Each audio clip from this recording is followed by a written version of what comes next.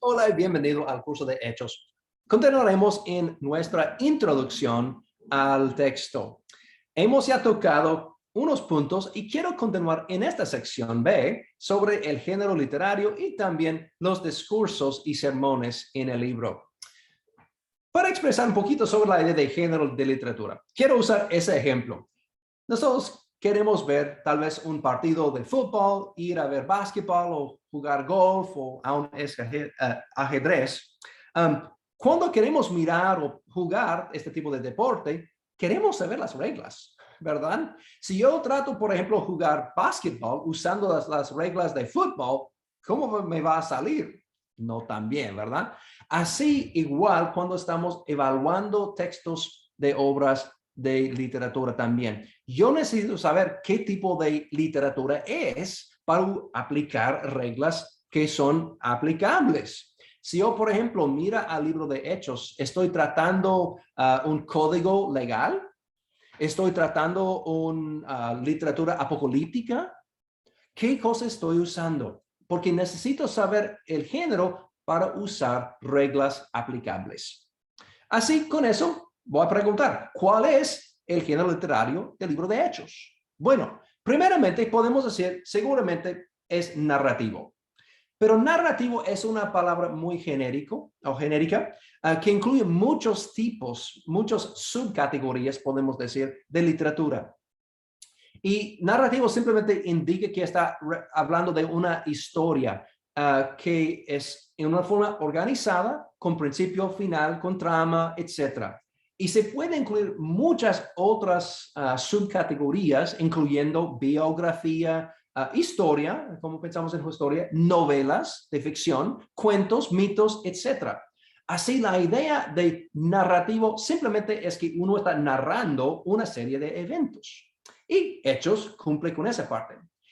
Pero más específicamente, Hechos, yo creo hoy en día hay un consenso que Hechos representa un tipo de género literario que se llama historia antigua, o también otros lo llaman historia helenística o historia greco-romana.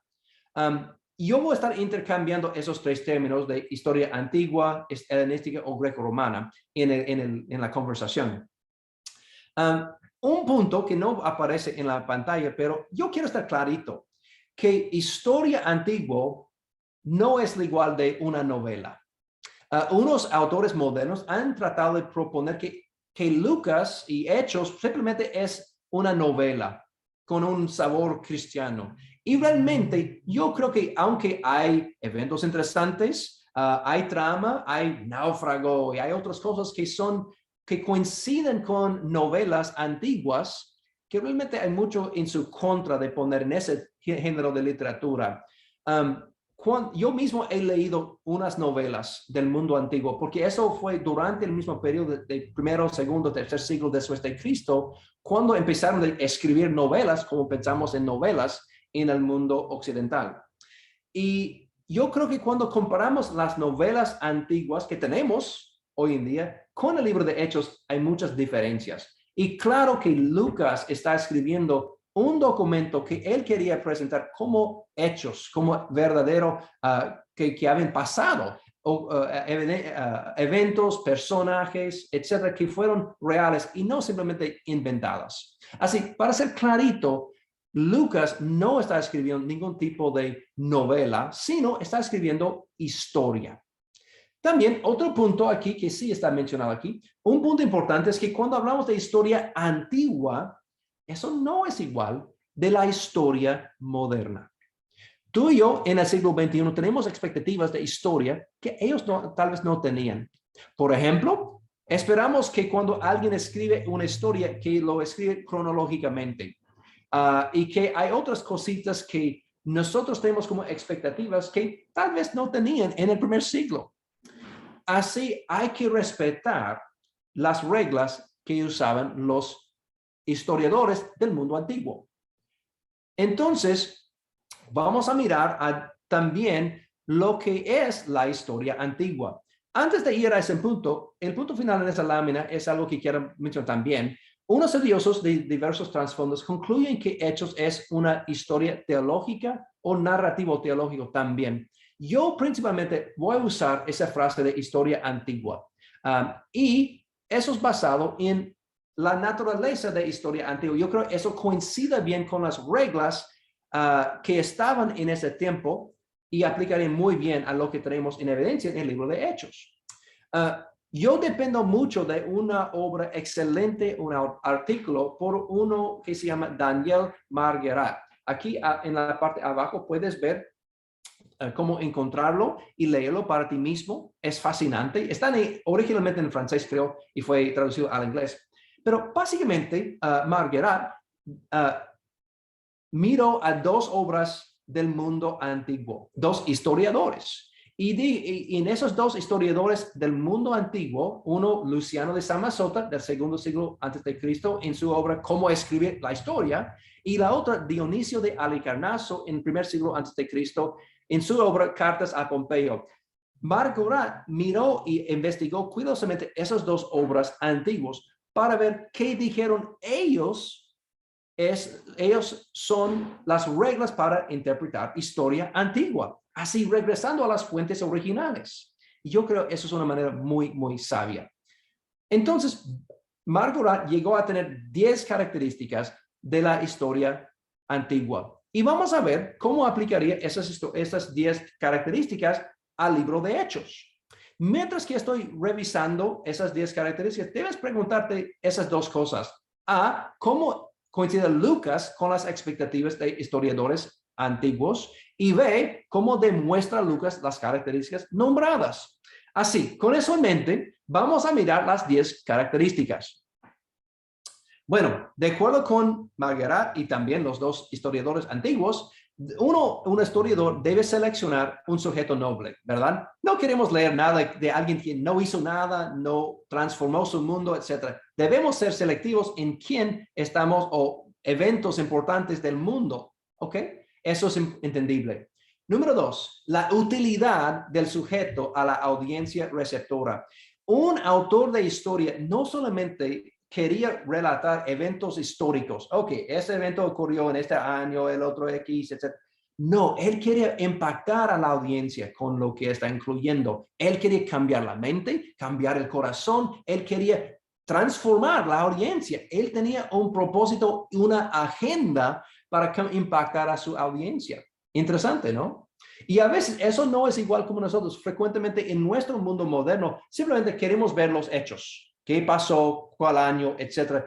Y no es tan enfocado y aceptable aún tratar de torcer tal vez elementos para impactar la audiencia. Estamos más interesados frecuentemente en simplemente los datos como son.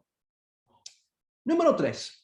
La independencia mental y la ausencia de parcialidad, es decir, la parresía en griego del autor. Eso simplemente está tratando de decir que el autor debe de ser imparcial en presentar los datos. Bueno, eso también es simplemente, pues, es un sueño frecuentemente, pero no siempre cumplido por cualquier autor.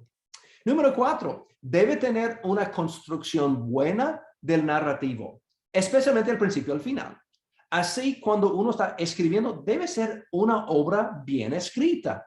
Deben tomar el tiempo para organizar conceptos, ideas, etcétera, especialmente en llamar la atención del lector al principio y terminar con algo interesante. Eso también fue una expectativa del mundo antiguo. Número 5, tener una colección adecuada de información para preparar la historia. Es decir, tener fuentes buenas. Necesita el historiador acceso a ciertas obras y personas que pueden relatar los datos. Obviamente, en el mundo antiguo había escasez frecuentemente de datos. Muchos de los historiadores escribieron de historias que ocurrieron siglos anteriormente.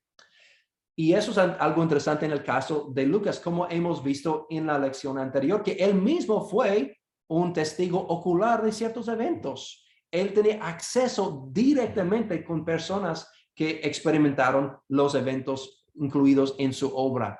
Pero como una expectativa general, los historiadores deben escribir o tener, perdón, un acceso a fuentes legítimas, buenas y unas que son verdaderas. Y eso siempre fue cuestión en el mundo antiguo. Número 6. El uso de la selección y variedad en el tratamiento de la información. Entonces, el autor, eso es comparable con lo que es el número 2 ahí, que el autor debe también ser selectivo en cuáles datos incluir, cuáles datos excluir, con un propósito de organizar bien y tratar la información de una forma interesante que podría ilustrar y ser,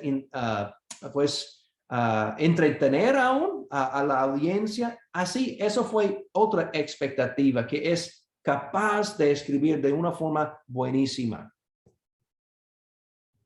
También, número 7, la disposición y orden correcto de la historia. Otra vez, tal como el número 6 está representando los eventos, pero puede ser en una forma cronológica, que eso ocurrió antes del siguiente, que ocurrió antes del siguiente, o también puede hacerlo de otra manera, pero tenía un tipo de organización, no está completamente desorganizado, pero no tiene que ser cronológico, sino que puede ser en esa región ocurrió ciertos eventos, otra región, otros eventos, y tercera región, otros, aunque tal vez ese tercer grupo ocurrió primero, pero está en una forma organizada. Número 8, que contiene energía en griego o vivacidad en la narración. Es decir, que no debe de ser simplemente este dato, otro dato, otro dato, otro dato, otra guerra, otra batalla, sino tener algo que es interesante para el lector, aún para que ellos puedan disfrutar leyendo una historia antigua. Eso fue una expectativa. Y vamos a ver, en mi opinión, que Lucas incluyó a un poquito de humor en ciertas historias, tal vez en capítulo 12, cuando, si recuerdas la historia, cuando Pedro llega a la casa y él está tocando la puerta y la sierva llega y nota que es Pedro y no la permite entrar. Yo creo que ese tipo de humor tal vez es parte de esa forma de escribir, de una forma de energía, de interés, aún para entretener en cierta forma. Número 9, cierta moderación en cuanto a la cantidad de los detalles, incluyendo topográficos, etc. El historiador no debe perderse en detalles pequeños. Debe relatar información, pero no hablar demasiado de esas cosas.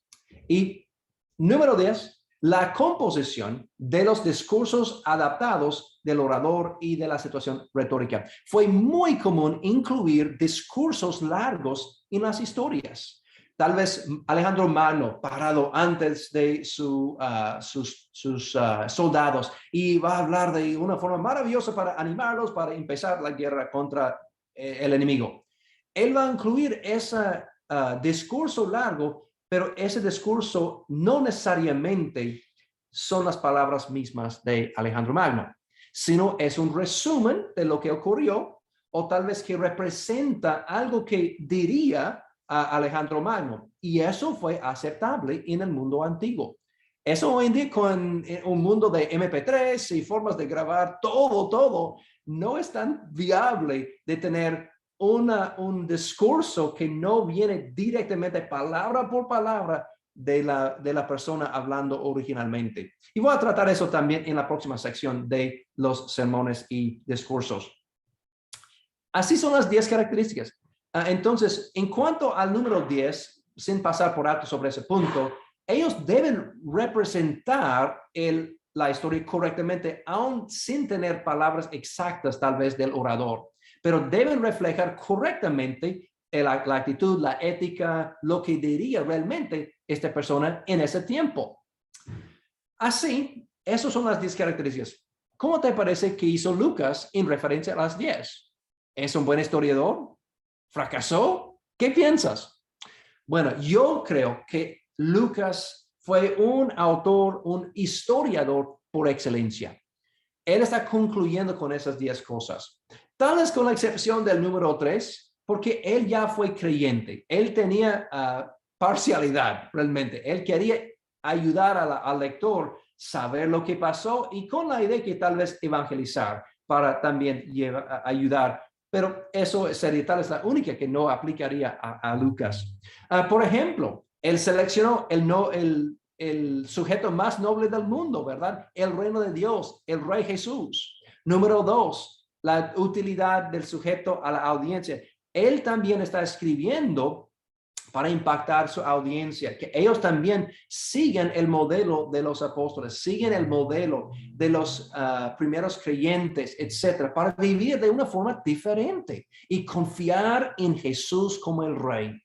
Eso seguramente fue dentro del propósito de escribir. Y eso coincide perfectamente con historia antigua. Número 3, ya hemos tocado. 4, 5, 6 y 7 podemos tratar de una forma clara o junta. Lucas fue selectivo. Él no incluyó cada detalle de todos los eventos en el primer siglo, desde 33 a 62 de la iglesia. No, él seleccionó ciertos elementos con un propósito. Él organizó su obra con un propósito que vamos a estudiar más adelante en la introducción. Por ejemplo, él no tocó nada sobre lo que hizo Tomás, ni tampoco Andrés y muchos otros de los apóstoles, aunque se llama Hechos de los Apóstoles. Él seleccionó ciertos eventos con un propósito y organizó los eventos para relatar una historia entendible, interesante y algo que impactaría a la audiencia. No siempre tal vez usó cronología. Es posible que capítulo 11 de Hechos, tal vez ciertos eventos ocurrieron antes de capítulo 9 y 10, posiblemente. Pero normalmente la mayoría de los eventos ocurrieron en un orden cronológico. Pero creo que vamos a ver en el bosquejo más adelante en la introducción que él tenía bien organizado el libro y vamos a tratar eso más detalladamente más adelante. En cuanto al número 8, seguramente ese libro tenía energía, ¿verdad? Él tiene energía. Eso es decir que, wow, hay eventos muy interesantes del momento que Jesús regresó al cielo, el día de Pentecostés, cuando el Espíritu Santo vino sobre los creyentes, sanaciones y aún gente que están viajando y hay náufragos. Hay mucho para llamar la atención, ¿verdad? Muy interesante. Así cumple con número 8 también. Aunque Lucas incluyó detalles, obviamente si has leído el libro, no es como estás leyendo una explicación de la tierra en Anatolia, por ejemplo, o la región cerca de Roma. No, él minimiza esa parte para seguir relatando información interesante. Y también vamos a tratar en cuanto a los discursos en un momento. Así, otra vez, yo creo que Lucas está escribiendo historia antigua y eso es representado por esas expectativas. Y cuando él cumplió con esas expectativas, él cumplió con lo que esperaba su audiencia. Tal vez nosotros en el siglo XXI tenemos otras expectativas que ellos no tenían. Y necesitamos reconocer que tal vez nosotros tenemos aún más expectativas que ellos tenían. Y tenemos que respetar, ellos no tenían necesariamente nuestras expectativas actualmente. Y eso es visto en particular, por ejemplo, en los discursos. Y quiero tratar ese tema rápidamente. Los discursos o los sermones en el libro de Hechos cubren tal vez un cuarto de todo el libro de Hechos. Eso, un cuarto de todo el contenido del libro es en forma de un sermón o discurso. Eso es muy importante. Y eso refleja también lo que hacen muchos autores en el mundo antiguo. También los sermones, en mi opinión, y también eso coincide con otros, es que había sermones que representaron tal vez sermones de modelos, tal como el Sermón del Monte en Mateo 5 a 7. Aunque solamente aparece en Mateo 5 a 7, muy probablemente Jesús usó ese mismo sermón o el contenido del sermón cuando él predicaba en todas las sinagogas o tal vez cuando está enseñando a los discípulos en otros lugares. Pero ese sermón representa el contenido usado aquí, para allá, para allá, para allá. De la misma manera, Pedro, Pablo usaban los sermones grabados en más detalle cuando ellos también visitaron otros lugares. Por ejemplo, en capítulo 13 tenemos el sermón de Pablo en la ciudad de Antioquía de Pisidia. Y ahí él tal vez es más completo, es un sermón bastante desarrollado. Y muy probablemente ese contenido es lo que él usó también en Corinto, Tesalónica y otros lugares también. Y el lector es esperado que el lector reconoce que lo que Pablo dijo aquí probablemente es lo que dijo cuando él visitaba otras sinagogas. O en cuanto al 17, Hechos 17 con Pablo en Atenas, cuando él estaba tratando los griegos, él tal vez usó algo parecido en otra interacción con los que no son judíos. Bueno, quiero realmente tratar la parte más controversial realmente. Y eso merece más conversación. Bueno, ¿cómo llegó a Lucas a tener información de los sermones? Él no estuvo en el día de Pentecostés. Él no estaba escuchando. Él llegó más tarde. Entonces, ¿cómo sabía Lucas lo que dijo Pedro y los demás? Bueno, es posible que alguien o algunos grabaron tal vez en una hoja unas cosas que fueron proclamadas ese día. Tal vez alguien memorizó, pero es dudado realmente. Sería muy sorprendente que cada palabra fue grabada de parte de este sermón y otros sermones en que Lucas no fue presente. Entonces, ¿qué tenemos? Aquí en esta lámina presento una idea. Yo creo es legítimo pensar así. Es probable que Lucas resume los discursos, es decir, los sermones, manteniendo la esencia del contenido original y reflejando los pensamientos, las actitudes y, a lo más posible, las palabras originales del orador. ¿Ok? Escúchame bien. Yo creo que Lucas es el que finalmente escribió el sermón que tenemos en Hechos capítulo 2. Pero eso fue basado en el carácter y tal vez las palabras originales de Pedro. Pero fue aceptable en este periodo de tiempo, dentro de este género de literatura, cuando alguien está escribiendo discursos que no está necesariamente citando palabra por palabra, no está grabando literalmente cada palabra que fue dicho en ese evento. Eso es donde hay un choque con nuestra mente tal vez hoy en día. Queremos ver qué dijo Pedro en el día de Pentecostés, absolutamente, palabra por palabra. Bueno, no creo que es lo que tenemos.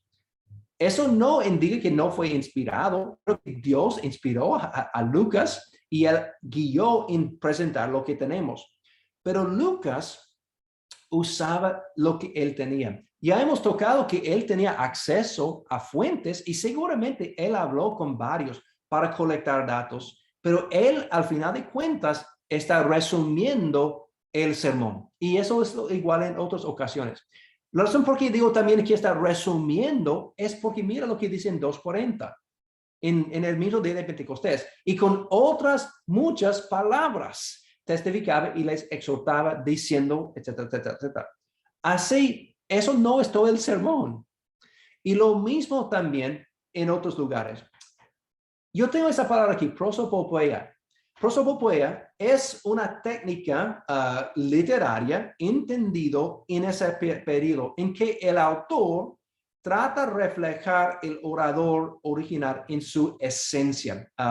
Eso fue conocido entre otros historiadores, que ellos están en cierta forma inventando discursos, pero de perspectiva, si yo fuera ese individuo, si yo fuera Alejandro Magno, yo diría tal y tal y tal cosa para reflejar la ética, el vocabulario probable, la circunstancia. Y creo que eso fue una técnica aceptable en el mundo antiguo, aunque en nuestro mundo eso suene loco. Yo entiendo. Y tenemos un choque mental pensando que tal vez Lucas es realmente el que escribió estos sermones que tenemos y no fueron las palabras originales literalmente que Pablo o que Pedro proclamó en estos eventos. Y yo sé que eso es incómodo para nosotros. En el mundo antiguo, eso fue algo completamente normal. Y a la vez, Lucas va a hacer todo lo posible para representar el orador de una forma fiel y representar correctamente lo que fue dicho tal vez al aún usar ciertos elementos y palabras usados originalmente. Así, yo creo que eso no debe ser algo para rechazar hechos como algo anti-historia o en contra de la historia, sino eso fue dentro de las expectativas del género literario. Y eso en sí demuestra mi punto principal. Hay que hay que respetar el género literario en que fue escrito. Él no está escribiendo historia moderna, sino historia antigua. Y para ellos está bien si alguien representa en discursos largos. Pero en referencia a eso, ¿con qué confiabilidad escribió Lucas los discursos y también los demás eventos vamos a tratar ahorita? Pero cuando compara los dichos de Jesús en Lucas con los de los otros evangelios, podemos comparar que Lucas fue muy fiel en representar lo que dijo Jesús. Y Mateo fue un testigo ocular, por ejemplo. Y él está representando las mismas historias, son muy parecidas los dos. Entonces, cuando comparamos los evangelios, Lucas demuestra que él es muy fiel, cuidadoso en la forma que él representa las palabras de Jesús en su evangelio.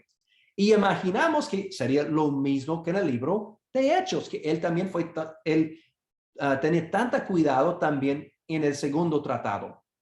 También Lucas debía haber tenido acceso al mensaje original. Los discursos mismos fueron considerados eventos históricos y merecieron ser recordados. Entonces, individuos mantuvieron los mensajes frecuentemente, o por lo menos elementos. Seguramente hubo creyentes en Jerusalén en capítulo 20 y 21, cuando Lucas llegó a Jerusalén, que participaban tal vez en el día de Pentecostés, que podrían recordar, yo recuerdo que Pedro, y los apóstoles dijeron algo así, y ellos recordan elementos, y entonces seguramente Lucas hizo su trabajo de historiador para colectar los datos. También los historiadores retóricos elaboraron típicamente, cuando lees los discursos de otros historiadores extrabíblicos, frecuentemente ellos elaboraron mucho en lo que realmente probablemente no dijo el autor original. Y es el opuesto típicamente con Lucas. En vez de elaborar para mostrar qué bueno soy yo de escribir, él trató de ser más conciso, más claro. Entonces, Lucas hizo resúmenes. En vez de añadir cosas, él fue más preciso en lo que él representa, teniendo mucho cuidado de no añadir elementos que no fueron originalmente. También es muy probable que el contenido de muchos discursos fue repetido, tal como con los sermones que hemos mencionado en la lámina anterior. Entonces, para concluir, tenemos bastante razón para confiar en la veracidad de los discursos de Lucas. Yo creo que lo que él nos dio es algo maravilloso. Y quiero entonces encomendar eso como, podemos confiar que eso representa correctamente los eventos y también los discursos que son grabados en el libro de Hechos. Así vamos a parar por un momento. Tal vez puedes recoger un cafecito y vamos a continuar con la tercera parte de la introducción al libro de Hechos.